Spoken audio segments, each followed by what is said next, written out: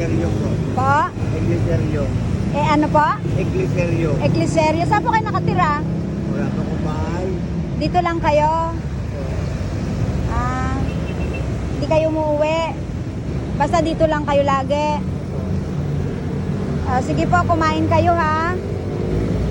Parang nag-aalahas kayo, ano? Pero taga saan talaga kayo nakatira? Dito kong kapalaran ko. Sa Balara.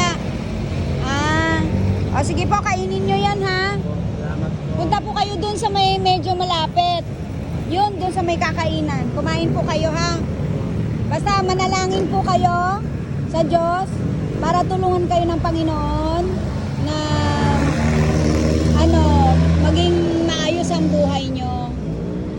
Ano tatang? Sige po, dito lang po kasi kami sa St. Peter. Ako po si Stella. Opo. Sige po, bukas babalikan ko kayo ha. Opo. Mag-ingat po kayo ha. Salamat po.